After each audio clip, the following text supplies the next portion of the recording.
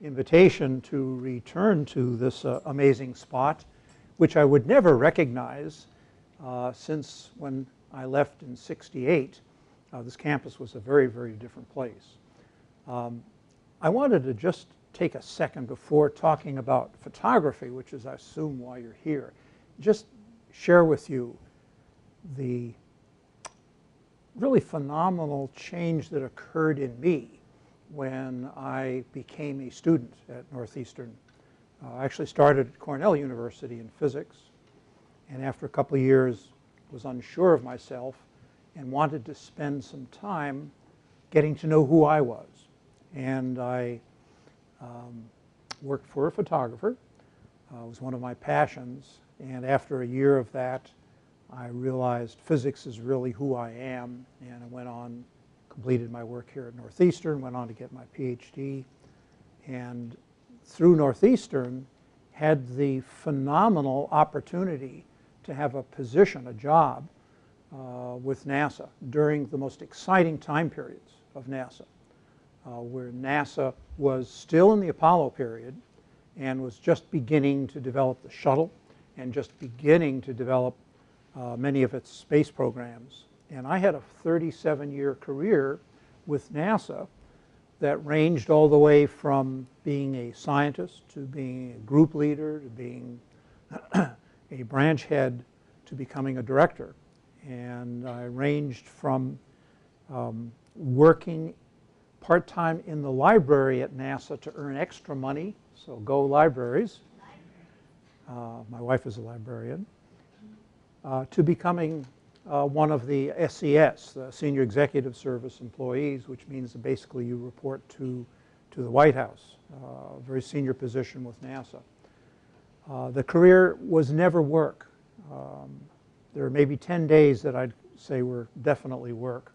But all those other days, I was amazed that they would pay me to have such an amazing career, to do the work that I did. And it was because of Northeastern University that I was able to move into a position of that nature, to discover that position and to have the confidence to move forward with that position and grow it.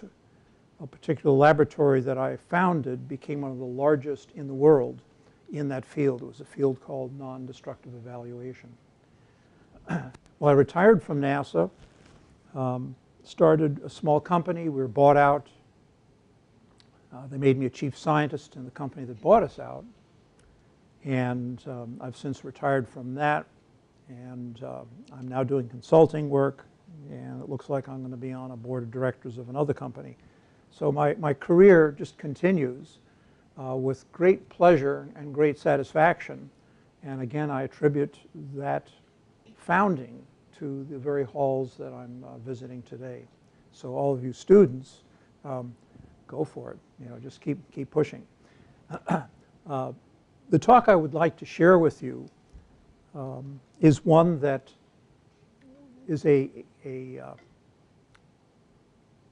opportunity for me to try to capture how I felt in touring 17 different countries. And I decided to try to achieve that. I would try to work more with portraiture than anything else. And through work that I've done with National Geographic, one of the great photographers for Nat Geo, I felt that I was able to achieve that goal and begin to move forward. So what I'm going to be sharing with you are images from many of those countries. And to start the process, we're going to jump to seeing some venues of this collection of countries that we have visited. Travel for me and for my wife is really an experiment. We just love to try doing different things, and it's a great way to kind of not only learn the world but learn who you are. We'll start with one of our earliest adventures, which was in 2004. We started our safari series. We went to a number of countries. We visited Namibia, South Africa, Botswana, and in a second trip, Zimbabwe, and Tanzania. How can I jump right into portraits when I'm talking about going on safari? So if you'll pardon me, I'm going to jump into a few animals just to give you a sense of what the environment is like as we travel.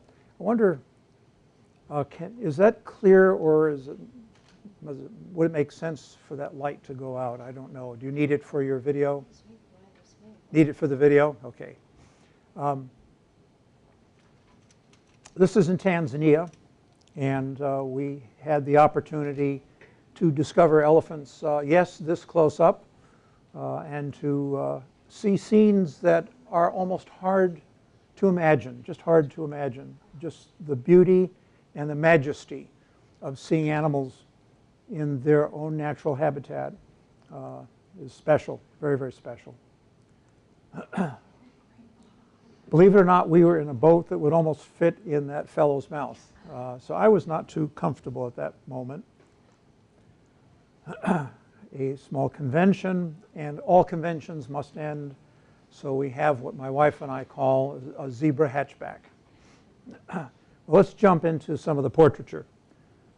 This first is in Tanzania, and we're seeing a Maasai tribe at their family site practicing what is normal for their culture. They drink the blood of a cow mixed with its milk in a ceremonial fashion. And here we see some gentlemen in this process. The animal's not injured. It's not, it might be a little uncomfortable, but it's not injured. After this event, they quickly pinch the opening, and it stops bleeding, and the animal runs off with some food, happy as a lark, or appears to be happy as a lark. These are some children at a co-op, women's co-op. The co-op is run by Mama Anna, and this is Mama Anna, unbelievably strong woman. She was just contemplating how to seat our small group of 15 for tea. Otherwise, she would be dancing, smiling, and encouraging us to participate in all of her events. Single-handedly, this woman started almost a revolution in a small town, effectively opening the door for women to begin to become self-sufficient. She started through a $25 loan that was a cow, and then through that a herd eventually, and producing cheese, milks, roasting coffee. And the women of that town, I'd say there are about 30 that were in the co-op, owed their independence to what she was able to accomplish. So in addition to the travels, you begin to meet people and see how societies interact differently in different areas. A Maasai child, curious to see who is this strange big Western guy with this big thing around his neck. Same family. This child was trying to show me the dog. This is the eldest girl of the Maasai family. She asked her mother if she could pose for a picture, and the mother said yes. And then she very shyly just sort of knelt down. I had to almost get to my haunches to get to this level to be able to take that picture. This is a Maasai woman who we met on trail. She knew the guide that we were with. Namibia, 3 boys that stood by the side of the road as our Jeep pulled up. We're next going to look at northern Africa. We visited Morocco and Egypt. Hard to believe we were in Egypt a year ago this month. You look at what's happening in Egypt right now. Pray for the people. We were in Jordan, and just about a month ago, we were in Israel. This is in Casablanca, the tallest minaret in the world at the Hassan II Mosque, which is the third largest mosque in the world in Morocco. A singing group from Morocco called the Pigeons. Amazing sound. I just loved that portrait, the way the light was hitting the gentleman.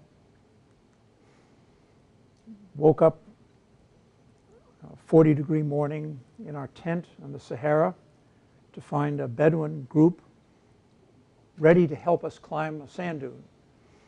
And this gentleman wanted to push me up the sand dune, and I wanted to take pictures.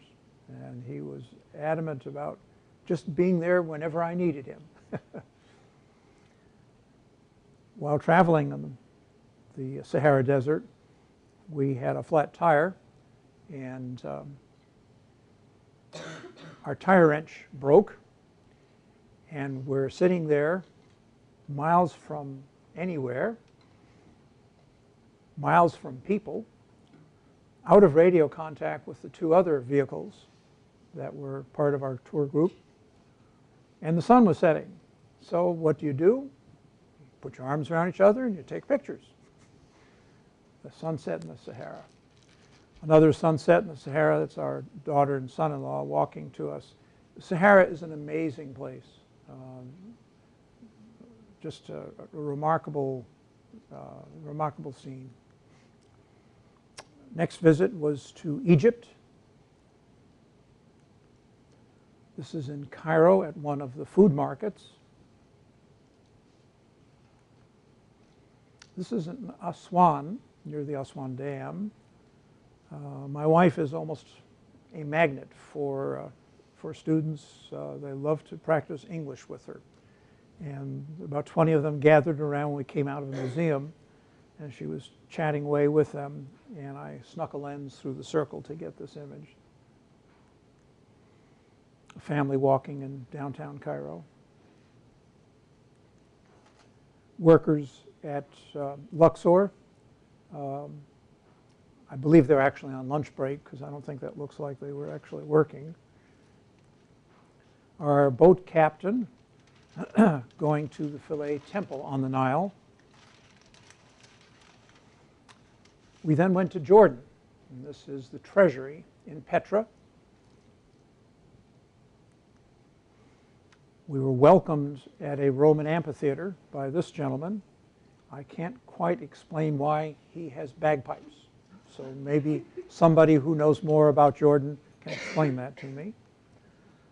At Petra, there were many camel drivers to welcome people and take them through Petra, because it's a fairly large facility. This was one of the camel drivers, and I thought it rather interesting that he's wearing a Che Guevara t-shirt. We then visited Israel. This was near the tomb that is attributed to Jesus' tomb. And this priest was showing us what the area was like. This is along the Western Wall, a Hasidic Jew praying at the wall. This was also in Israel, a Yemenite Jew who had such enthusiasm for life. He exploded out of a small restaurant when I asked him if I could take his picture. And it was almost difficult not to shoot 100 pictures, because oh, you need to see this, you need to see this, let me tell you about this. And finally he said, well, when are you coming to live in Israel? Also in Israel, we see a Muslim group praying just in the shadow of the Dome of the Rock, a very beautiful scene. Along the Via Dolorosa, some Christians re-stepping the path that Jesus walked. Our next trip brought us to India, and on another trip to Thailand, and to Cambodia. This was an amazing morning. Our guide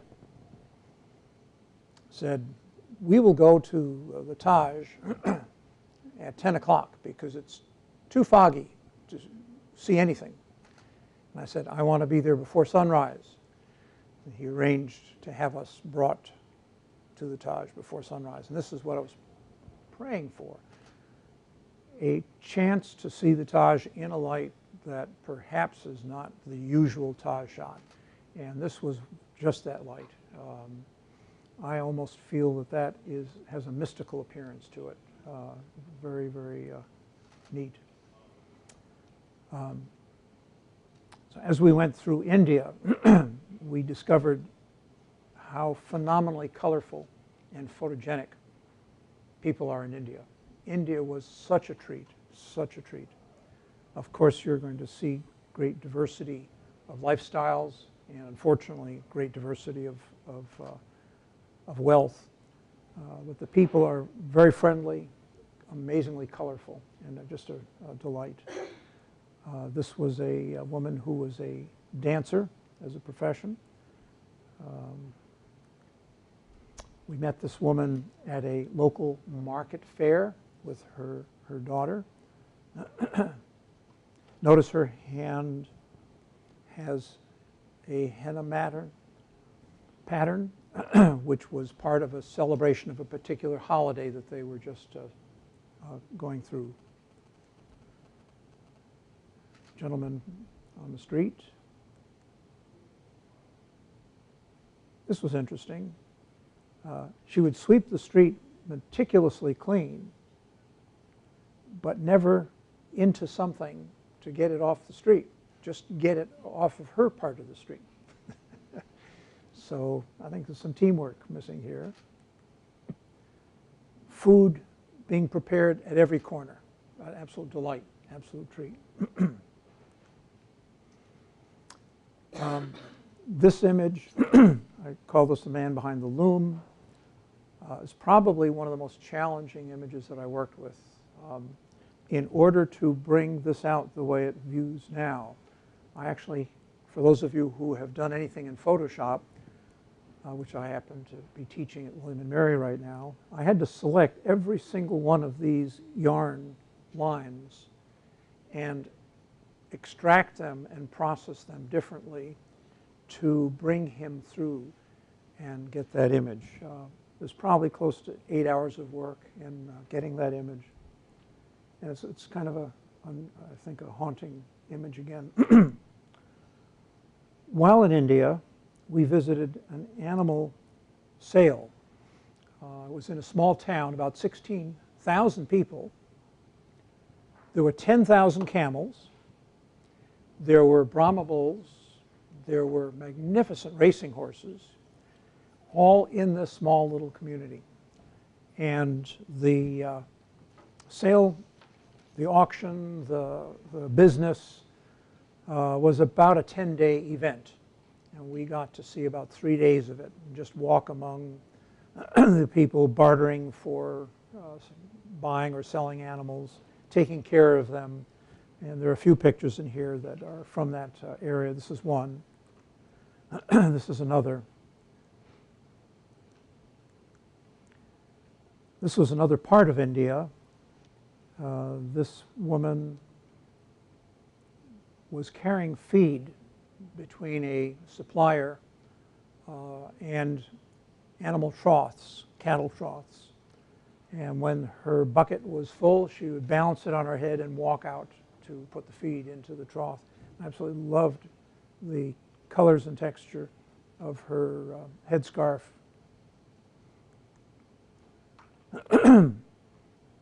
This is near the site where Buddha became enlightened.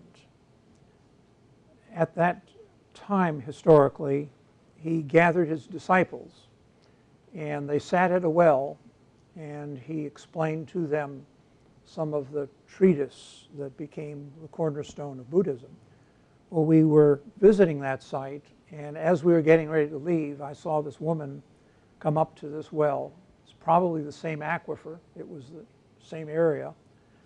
And I just found her dress and the colors just were perfect.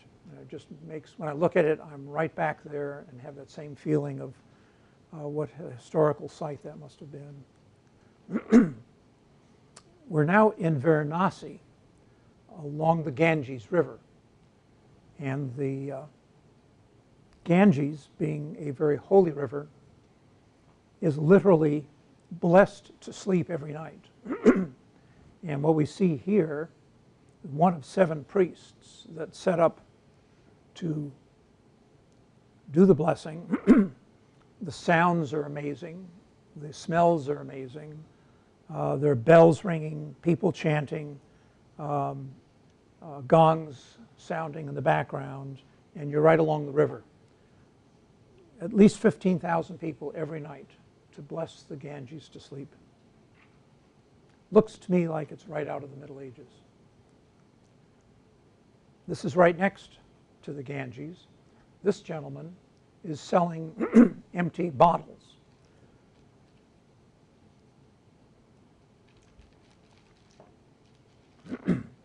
And the bottles are used to fill them with Ganges water so that the pilgrims can take the water back to their village, the holy water back to their village. And again, appearance right out of the Middle Ages. We next go to Thailand and Cambodia. This being Angkor Wat in Cambodia. By the way, the largest religious building in the world. A priest deep in prayer, an artist manufacturing a Buddha head,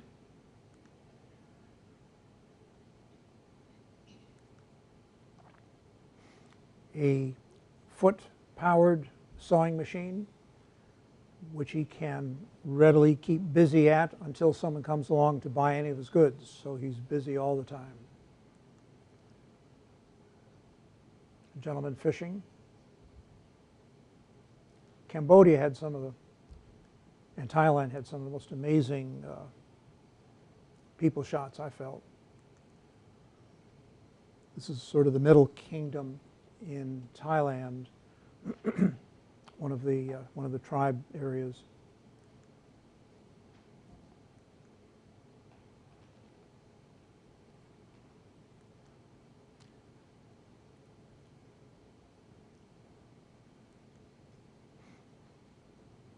Monks in training, if you will.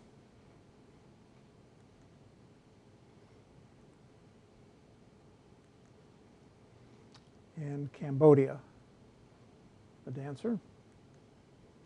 Small village that we visited. A floating school. The entire village was floating. Little girl on a houseboat along that village, moving goods from area to area along the villages.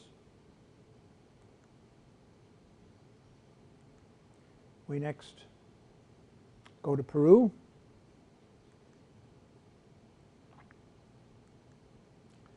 And we visit the area around Machu Picchu, Pisac, and Cusco.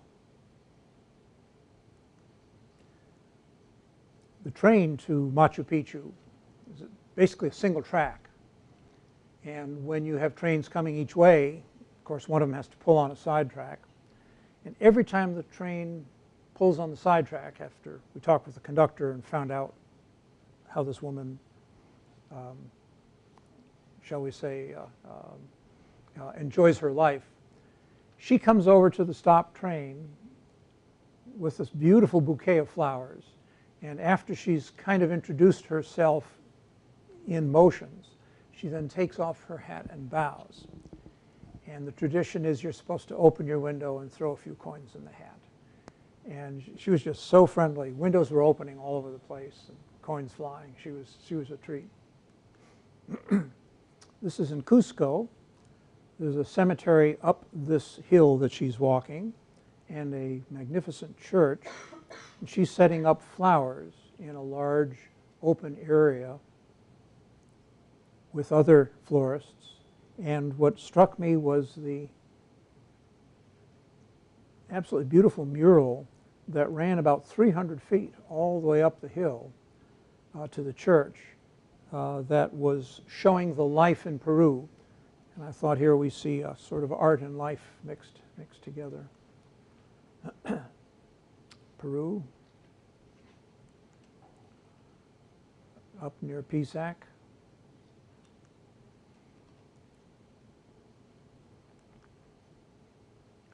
You can get a sense of how mountainous the areas are near Machu Picchu from this image. This was kind of interesting. We had just been driving through a rural area, and all of a sudden someone smelled smoke in our little 9-passenger vehicle.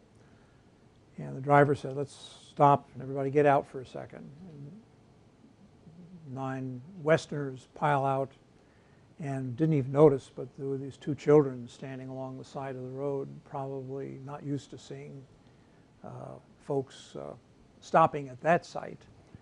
And very awkwardly, they looked at us.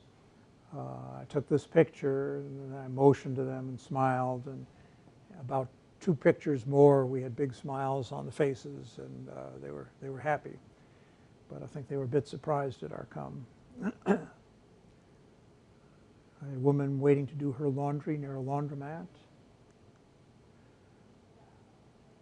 A woman actually at a restaurant. Lima.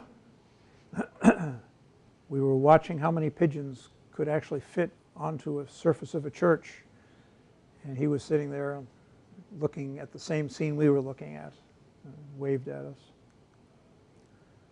This is in the Peruvian Amazon, and this gentleman was on an island that was the place where our guide was born, and the little island, quite small, had about 100 little cabins, and he was having lunch at the time. Put his lunch up on the table when I took the picture, and I have to say, not only were there no Buicks in sight, there were also no cars in sight, so someone must have presented him with that hat. Woman shared stories with us about her family. She was very proud, and it shows. She was obviously, look at her hands, she had a hard life. She worked very hard, but very, very proud of her family. It was just a treat to listen to her story through the interpreter. This is the wife of the chief of the Ygua Tribe. She had been standing with her husband, the chief, who was telling us how the young just don't want to follow in their parents' footsteps. And she kind of looked at him, walked over, and the expression on her face, I thought, was, there he goes again, into one of his stories. And I just thought it was an amazing, amazing expression. May also be showing a little bit of the frustration that indeed this might be the last generation or so of people who live the way she's used to living. Small Amazon village.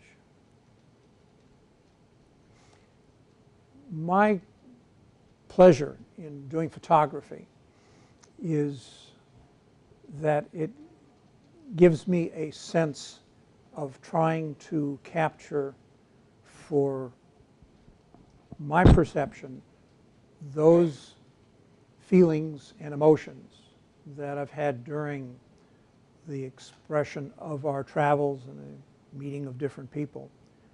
And I find that it's just such a wonderful treat to have the opportunity to meet other cultures and experience this, that I couldn't be happier doing what I'm doing.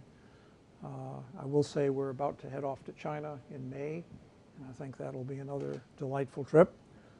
And being a scientist, physicist who spent his career with NASA, I have to end with a NASA image and just say that when you look at the Earth from space, it's interesting. Looks like a single blue gem. Thank you very much, and study hard, and there's a wonderful life out there.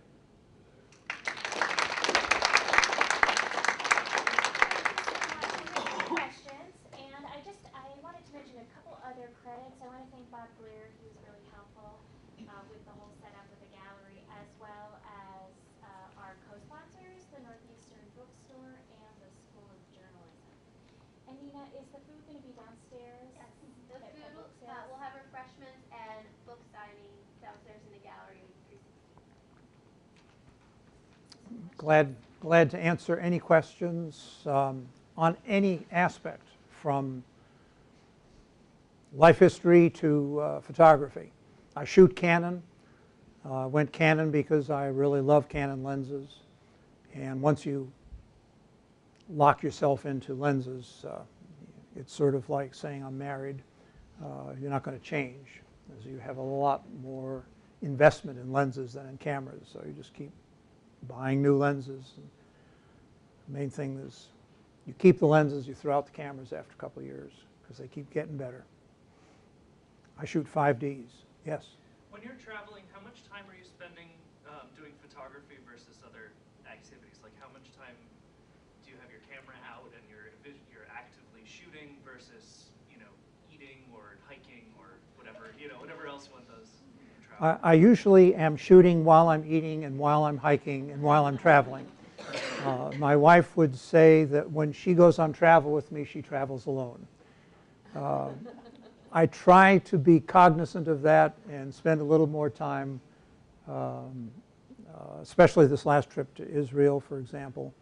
We met a lot of people, and that was a lot of social interaction where I actually, in some cases, didn't even bring a camera. So I guess I can be tamed every once in a while, but I really feel at home with a camera around my neck, ready to shoot. Yes?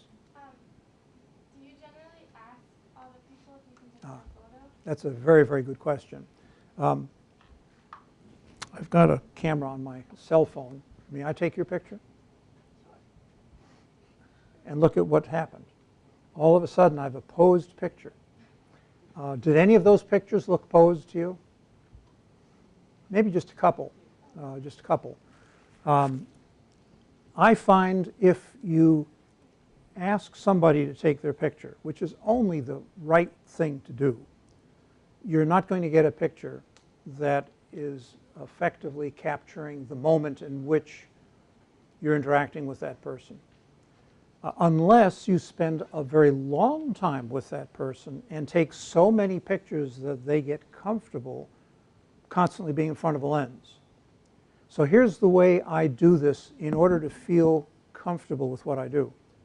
I take the picture first, and then I'll take the camera and go over to the person and say, may I take a picture of you? And then I'll take another picture, which generally I'll never use.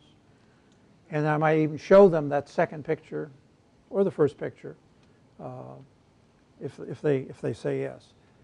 But I find that if you ask, you're going to get a very stilted image, and it won't be the image that really captures the scene. The woman, the wife of the chief of the Ygua Tribe, when she was just so frustrated with, oh, here he goes again talking his story, puts her head down. You know, am I going to ask her if I take a picture? What's the first thing she's going to do? You know. Any other questions? Please. Do people ever get upset when you take the picture and you don't ask them first? Because I know, like, I went to Morocco and I would take people's pictures in the markets, and I'd get dirty looks sometimes, and they'd be upset about it. I would have to say, yes, it has happened on occasion that somebody would be, don't take my picture. And if they don't want their picture taken, I erase it. And I erase it in front of them. I say, here's your picture. It's gone. There are instances, for example, I've taken pictures on travel from the moving bus, which is not a very desirable platform for doing photography. But sometimes you get some amazing pictures that you see, and I just don't want to miss them when I see them. There's one downstairs that I'll ask you to look for. It's a child running across a platform in India. And that was shot from a moving bus. And you just have to say, the hell with grain, I'm just going to push it way up. And I'll shove the ISO high. I'll be shooting about a 2,000 or 3,000th of a second. And whatever I get is more than I had before I took the trip. And there's a picture that really just super. And I find I'm getting good enough with that kind of photography that I'd say 50, 60% of the what I would consider throwaway shots start really looking pretty good. So I feel that I'm always ready to take a picture when I'm traveling somewhere or when I see something. And I have to share with you a quick story. I was very shy about taking pictures of people. And a week with a National Geographic photographer corrected me of that.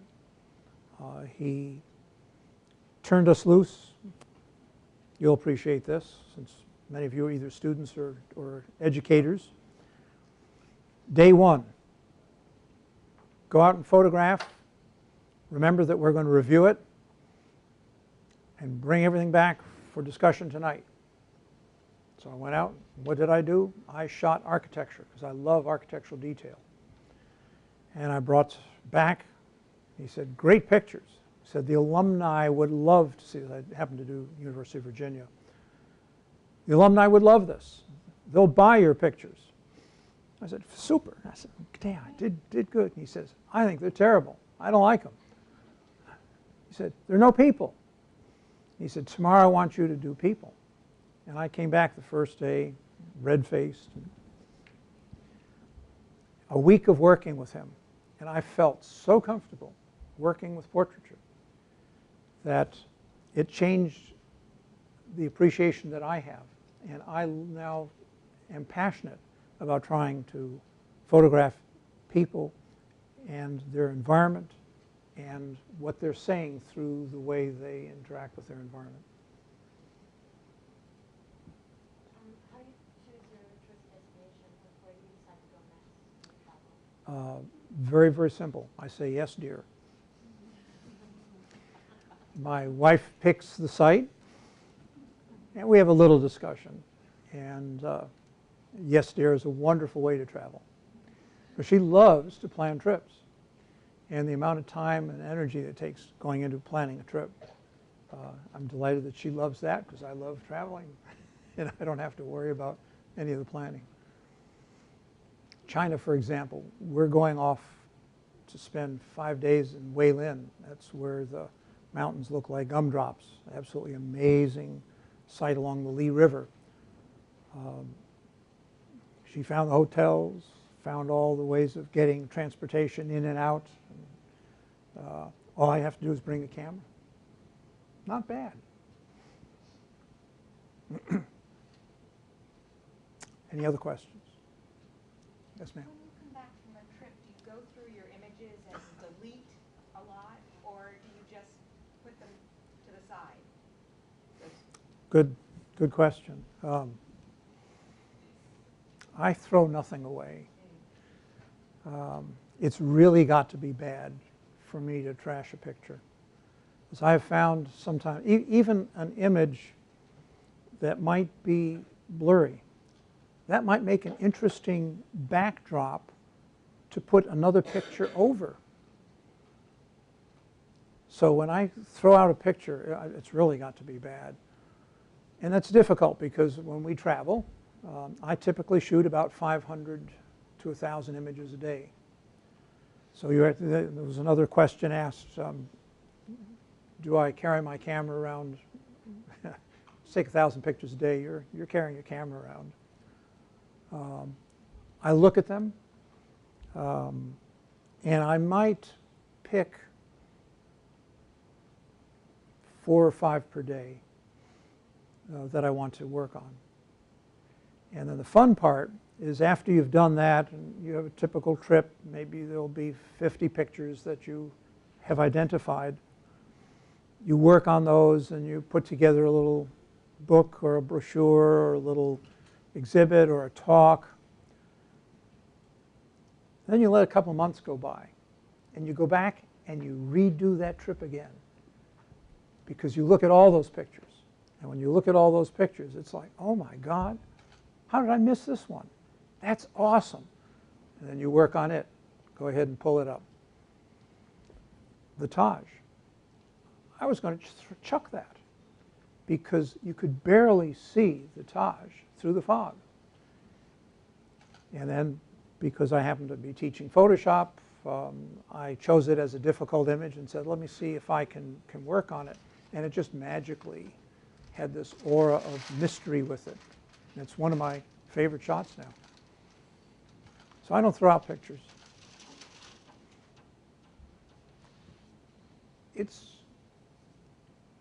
You can buy 2 terabyte for $100 these days. Doesn't make sense to throw anything out.